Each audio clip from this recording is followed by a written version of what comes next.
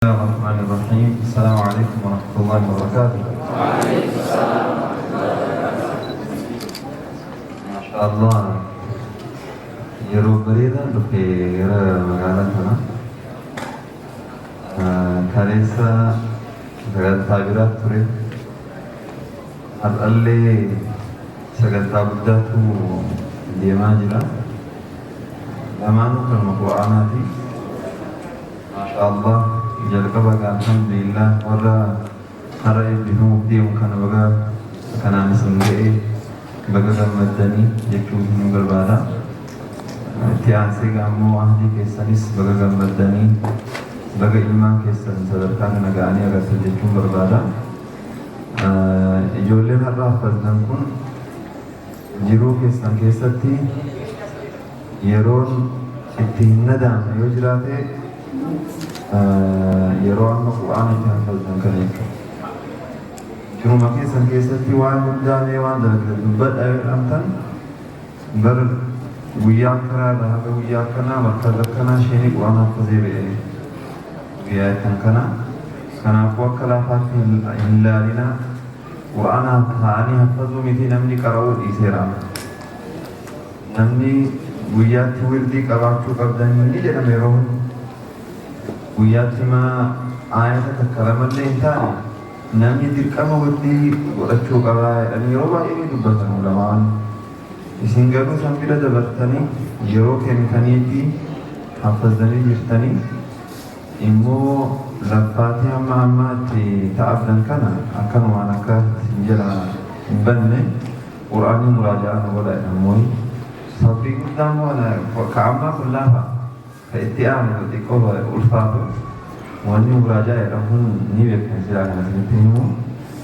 Keessattuu yeroo hafazdanii ra'attanii san booda yeroo jettu tun gara dubbaa wayita akkana ra'attan hin jiru guddeessisaa deemee jira. Miti akkasii kanaafuu sabrii barbaachisaa. Sabriin sun immoo yeroo akkana xiqqoo yeroo kennitanii fi muraajaa irratti deebtan san booda immoo yoo waanuma tokkoon illee mashiguula taatanii irraa turtan immoo Qur'aanii hin deemu.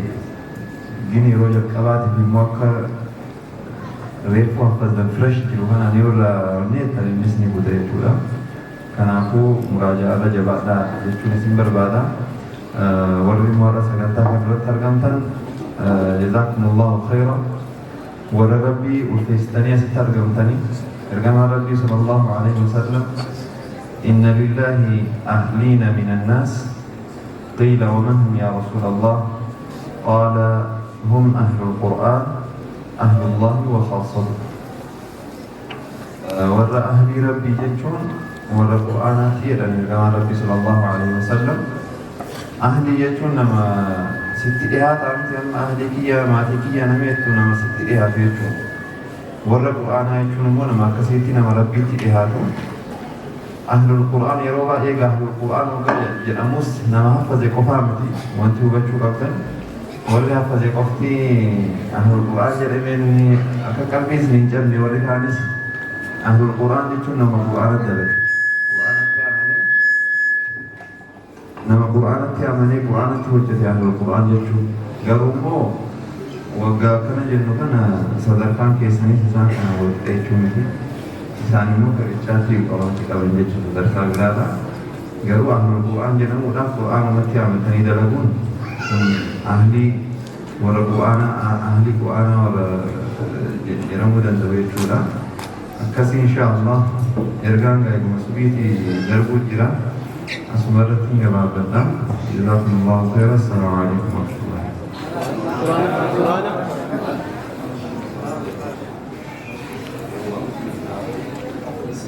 أعوذ بالله من الشيطان الرجيم.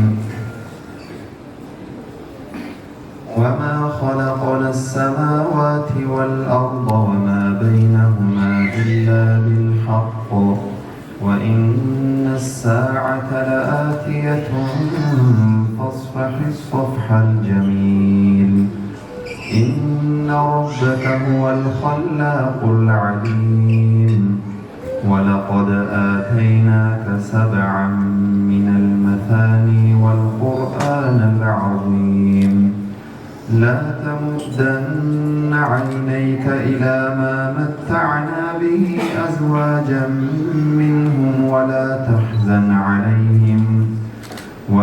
تحزن عليهم واخفض جناحك للمؤمنين وقل إني أنا النذير المبين كما أنزلنا على المقتسمين الذين جعلوا القرآن عضين فوربك لنسألنهم أجمعين عما كانوا يعملون فاصدع بما تؤمر وأعرض عن المشركين إنا كفيناك المستهزئين الذين يجعلون مع الله إلها آخر فسوف يعلمون ولقد نعلم أنك يضيق صدرك بما يقولون فسبح